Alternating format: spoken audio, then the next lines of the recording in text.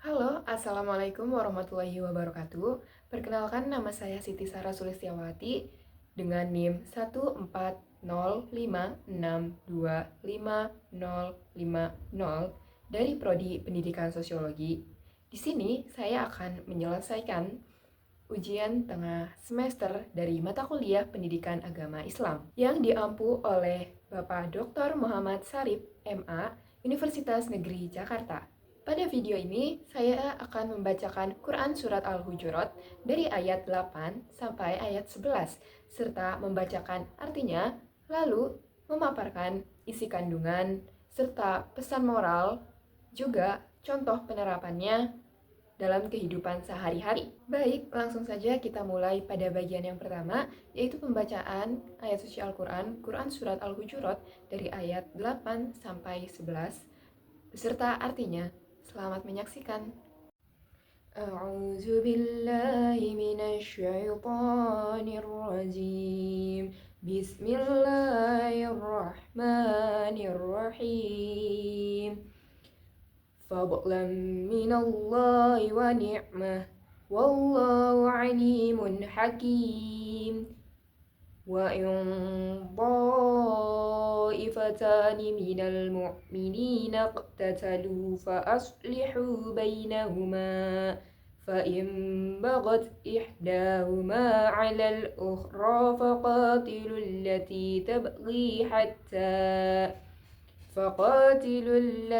تبغي حتى تفيء إلى أمر الله فإن فاءت فأصلحوا بينهما بالعدل وأقسطوا إن الله يحب المقسطين إنما المؤمنون إخوة فأصلحوا بين أخويكم واتقوا الله لعلكم ترحمون يا أيها الذين آمنوا لا يسخر قوم من قوم عسى أن يكونوا خيرا منهم ولا نساء من نساء عسى أن يكن خيرا منهن ولا تلمزوا أنفسكم ولا تنابزوا بالألقاب بئس الاسم الفسوق بعد الإيمان ومن لم يتب فأولئك هم الظالمون صدق الله العظيم. Ayat 8, sebagai karunia dan nikmat dari Allah, dan Allah Maha Mengetahui, Maha Bijaksana. Ayat 9, dan apabila ada dua golongan orang mukmin berperang, maka damaikanlah antara keduanya. Jika salah satu dari keduanya berbuat zalim terhadap golongan yang lain, maka perangilah golongan yang berbuat zalim itu, sehingga golongan itu kembali kepada perintah Allah. Jika golongan itu telah kembali kepada perintah Allah, maka damaikanlah antara keduanya dengan adil, dan berlakulah adil. Sungguh, Allah mencintai orang-orang yang berlaku adil. Ayat 10, sesungguhnya orang-orang mukmin itu bersaudara. Karena itu damaikanlah antara kedua saudaramu yang berselisih, dan bertakwalah kepada Allah agar kamu mendapat rahmat. Ayat 11, wahai orang-orang yang beriman, janganlah suatu kaum mengolok-olok kaum yang lain, karena boleh jadi mereka yang diperolok-olokkan lebih baik dari mereka yang mengolok-olok. Dan jangan pula perempuan-perempuan mengolok-olokkan perempuan lain, karena boleh jadi perempuan yang diperolok-olokkan lebih baik dari perempuan yang mengolok-olok. Janganlah kamu saling mencela satu sama lain, dan janganlah saling memanggil dengan gelar-gelar yang buruk. Seburuk-buruk panggilan adalah panggilan yang buruk, fasik setelah beriman. Dan barang siapa tidak bertobat, maka mereka itulah orang-orang yang zalim. Selanjutnya, saya akan memaparkan isi kandungan serta pesan moral dari ayat-ayat tersebut. Untuk menjelaskan isi kandungan dalam Quran Surat Al-Hujurat ayat 8-11, saya mengambil sumber dari Ibnu Katsir, yang mana akan saya jabarkan, yaitu pada ayat 8, yang intinya semua nikmat berasal dari Allah. Ibnu Katsir menjelaskan bahwa apapun petunjuk, aturan, atau hasil peristiwa yang membawa kebaikan merupakan karunia dan hikmah dari Allah. Sehingga kita harus ingat bahwa Allah mengetahui apa yang terbaik.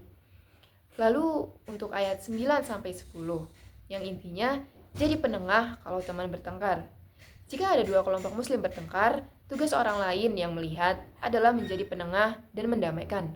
Kalau satu pihak berbuat zolim atau melanggar aturan, jangan biarkan yang zolim menang, tetapi hadapi atau ambil tindakan sampai mereka berhenti berbuat salah, lalu damaikan dengan adil.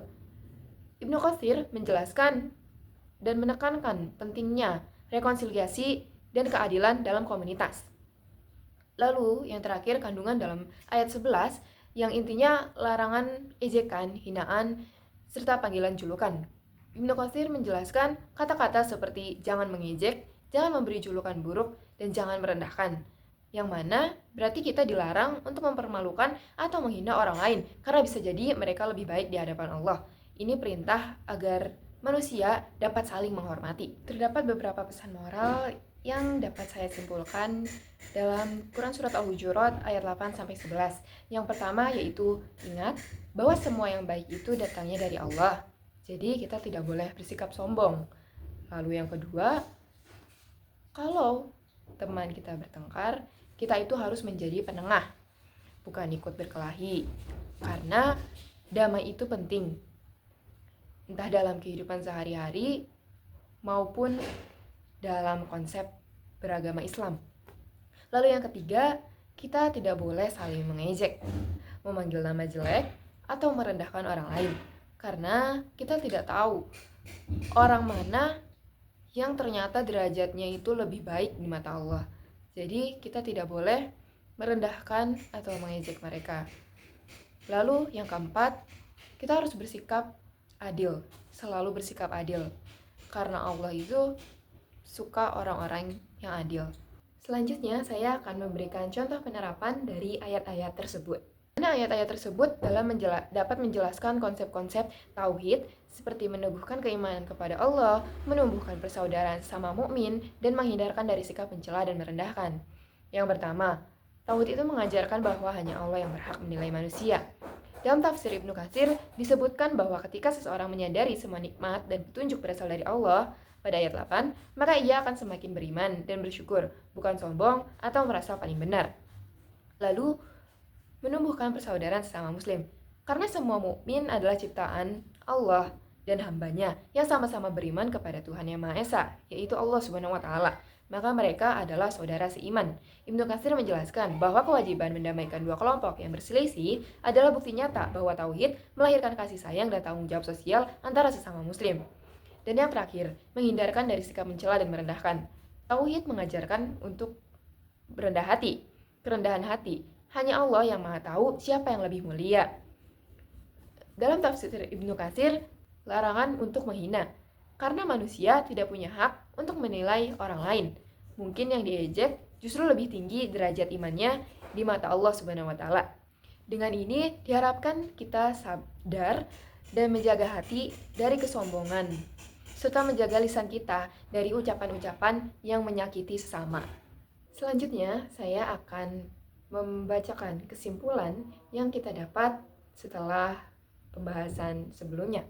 Dapat kita simpulkan bahwa tauhid tidak boleh hanya kita yakini saja, tetapi kita juga harus mengimplementasikannya ke dalam kehidupan sehari-hari, entah dalam hubungan kita sebagai hamba dengan Allah, maupun hubungan kita sebagai manusia terhadap manusia-manusia lain.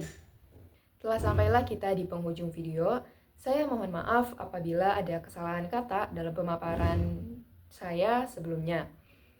Lalu, semoga apa yang saya paparkan sebelumnya dapat bermanfaat untuk kita semua. Kurang lebihnya mohon maaf.